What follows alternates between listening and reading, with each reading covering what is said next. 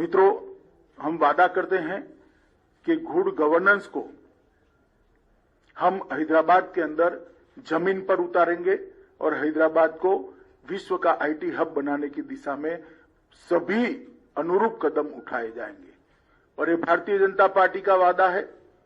मोदी जी जो कहते हैं वो करते हैं, हम जो कहते हैं वो होता है। चाहे 2014 का हमारा घोषणा पत्र हो या 2019 का घोषणा पत्र हो, हमने सारे वादों पर अमल किया है। मैं हैदराबाद की जनता को 5 साल पहले एक घोषणा पत्र टीआरएस ने भी दिया था, जिसको प्रचिन्ह आशीर्वाद मजलिस के भी थे। मैं कुछ सवाल यहां पर छोड़कर जाना चाहता हूं। कल वोटिंग है, मेरी आशा है शाम को केसीआर जी इसके जवाब दें।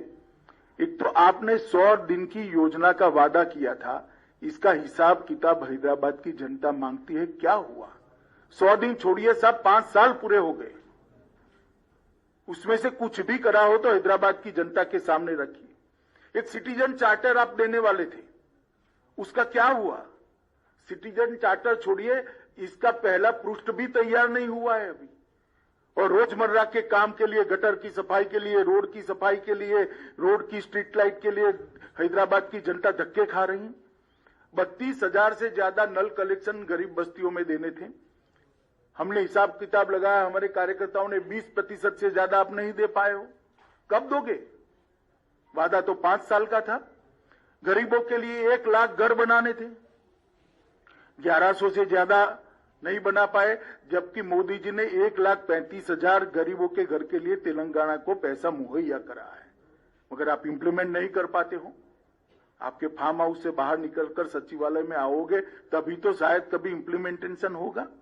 भूसी नदी के साथ साथ 42 किलोमीटर का 6 लेन रोड बनाना था। मेरा सभी मीडिया वालों को निवेदन है कि आपकी वैन जरा भूसी नदी के किनारे किनारे घुमाकर वो 6 लेन का रोड हैदराबाद की जनता को एक बार दिखा दीजिए जरा। हैदराबाद की जनता श्रीमान आपसे पूछती है कि वादों का क्या हुआ।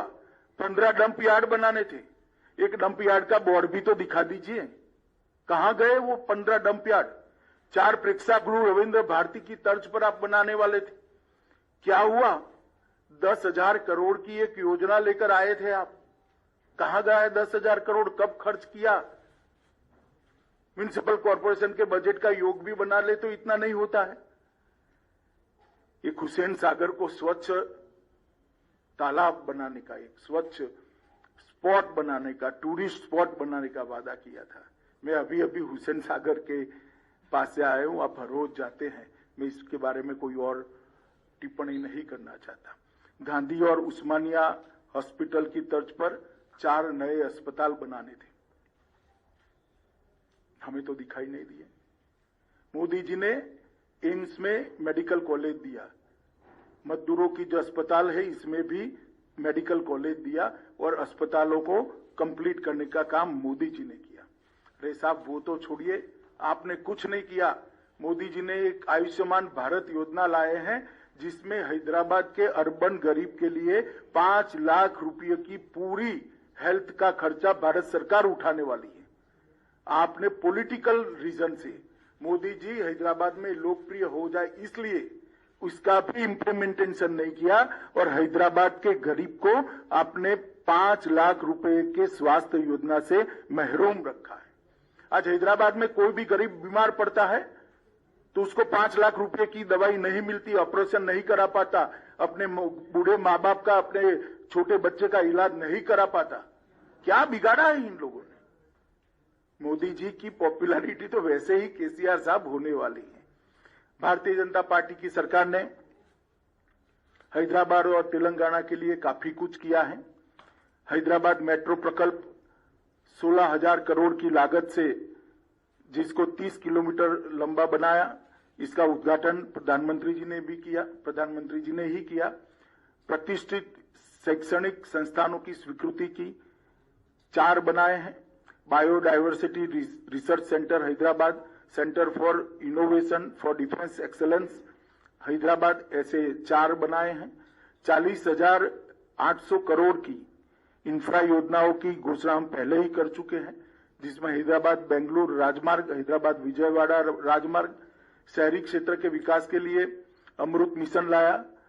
ग्रेटर हैदराबाद नगर निगम में 3.30 करोड़ मूल्य के 2 पार्क विकसित किए गए। GHMC की लिए क्रेडिट रेटिंग की पूरी करने के लिए हमने इनिशिएटिव लिया। सबसे बड़ी बात हैदराबाद शहर के गरीबों के लिए है। अभी कोरोना काल के बाद Modi ji PM street vendor योजना लेकर आए। ये PM स्ट्रीट वेंडर योजना गरीब रेडी वालों के लिए है और मुझे कहते हुए आनंद होता है कि सबसे ज्यादा PM स्ट्रीट वेंडर योजना का फायदा अगर किसी एक राज्य को मिला है तो तेलंगाना को मिला है।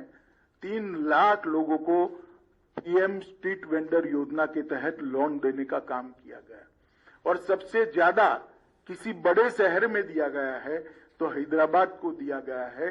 30,000 से ज्यादा PM स्ट्रीट वेंडर के लोन दिए गए। लगभग और 72 किलोमीटर लंबी रेल परियोजना मेट्रो की लागू हो रही है।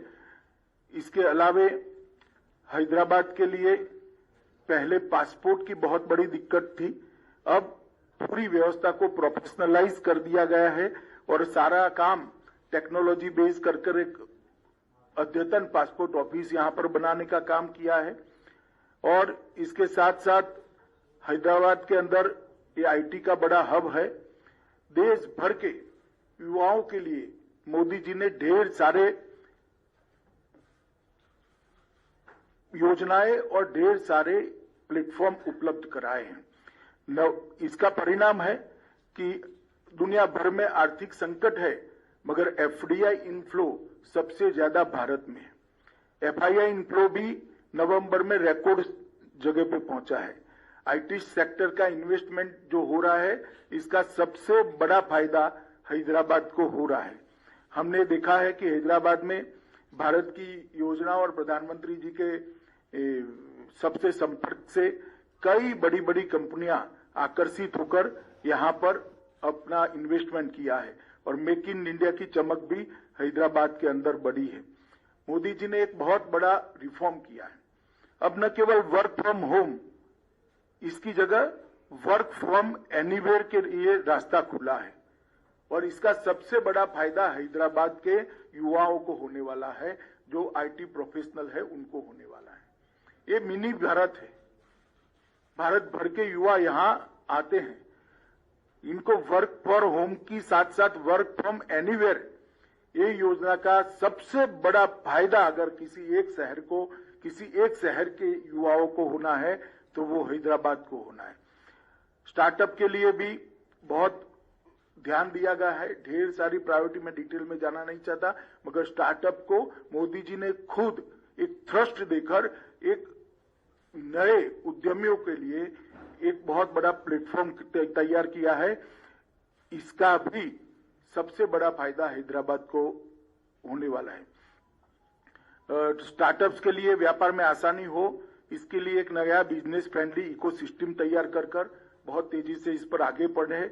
ईज ऑफ डूइंग बिजनेस के अंदर भारत ने ग्लोबल रैंकिंग में बहुत बड़ी जंप लगाई है और इसके साथ साथ इनोवेशन इंडेक्स में भी हमारी रैंकिंग बहुत बेहतर हुई है।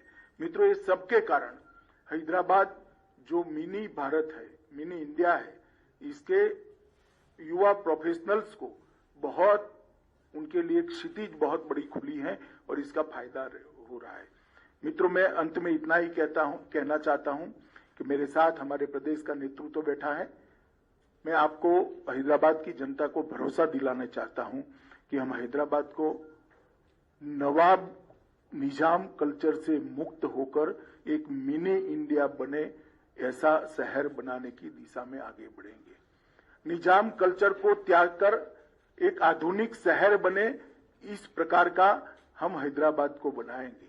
यहां किसी का अपीसमेंट नहीं होगा, किसी के साथ अन्याय भी नहीं होगा। इस प्रकार की नई कार्य संस्कृति का विकास हम यहां पर करेंगे। हम डायनेस्टी से डेमोक्रेसी की ओर जाना चाहते हैं। चाहे ओवैसी साहब की पार्टी हो, चाहे TRS की पार्टी हो, हमें तो बहुत सवाल करती हैं, मगर मैं पूछना चाहता हूं कि इतने बड़े तेलंगाना में आपके परिवार के अलावे आपको कोई नहीं मिलता है जी? आपके बाद आपका परिवार ही क्यों आता रहता है और किसी में टैलेंट ही नहीं है? हम डायनेस्टी से डेमोक्रेसी की ओर देश के लोकतंत्र को ले जाना चाहते हैं, हैदराबाद और तेलंगाना को ले जाना, भ्रष्टाचार से पारदर्शिता की ओर ले जाना चाहते हैं। भ्रष्टाचार सारी सीमाएं लांघ गया। अपने अपने रहन सहन को देख लीजिए तो आपको मालूम पड़ेगा कि किस प्रकार का भ्रष्टाचार तेलंगाना की जनता ने सहन किया है। तुष्टीकरण से हम सम विकास की ओर जाना चाहते हैं। किसी का अपीसमेंट नहीं करेंगे, सबको बरोबर मौके मिलेंगे और हैदराबाद की जनता का बहुत बड़ा हिस्सा जो अपमानित महसूस करता है अपने आप को, उनको हम भरोसा दिलाना चाहता है किसी की भी हिम्मत नहीं होगी आपको दोयम दर्जे के नागरिक बताने की। इस प्रकार का सम विकास का हम वातावरण करेंगे। बाढ़ से डूबे शहर को बाढ़ मुक्त शहर बनाना चाहते हैं। और मैं एक सवाल फिर से श्रीमान चंद्रशेखर राव जी से पूछना चाहता हूं, ये मजलिस के साथ आप जो समझौता करते हो इसमें हमें कोई आपत्ति नहीं है, कोई आपत्ति नहीं। कर सकता है, लोकतंत्र में कोई भी व्यक्ति किसी के साथ भी जाता है, मगर गुप्त समझौता क्यों करते हो? इतनी हिम्मत क्यों नहीं है कि मजलिस के साथ खुलेआम सीट शेयरिंग कर लड़े? एक कमरे के अंदर इलू इलू कर आप सीटें बांटते हो। सार्वजनिक रूप से हैदराबाद की जनता के सामने अभी भी प्रचार में 1 घंटा बाकी कह दीजिए कि हां हमारा मजलिस के साथ समझौता है। क्यों हिम्मत नहीं है आपकी? इसका जवाब केसीआर और मजलिस दोनों ने होना चाहिए। और मित्रों, मैं मानता हूं कि आज सरदार पटेल के कारण ही ये हमारा तेलंगाना यहां से लेकर मराठावाड़ा तक और हैदराबाद भारत के साथ जुड़ा हुआ है। जिन्होंने उस वक्त पाकिस्तान में जाने की मुहिम चलाई थी, वो सभी संस्कृति से, ये निजाम संस्कृति से हम मुक्त कर एक विकसित शहर हैदराबाद को देना चाहते हैं। इसलिए मेरी हैदराबाद की जनता से करबद्ध निवेदन है कि एक मौका भारतीय जनता पार्टी को दीजिए। हम हैदराबाद को विश्व का आईटी हब बनने के लिए पूरे इंफ्रास्ट्रक्चर की तैयारी करेंगे और मोदी जी का आशीर्वाद है ही है, तो हैदराबाद अपने आप आईटी हब बनेगा, इसको मुझे भरोसा है। मेरी बात समाप्त हुई।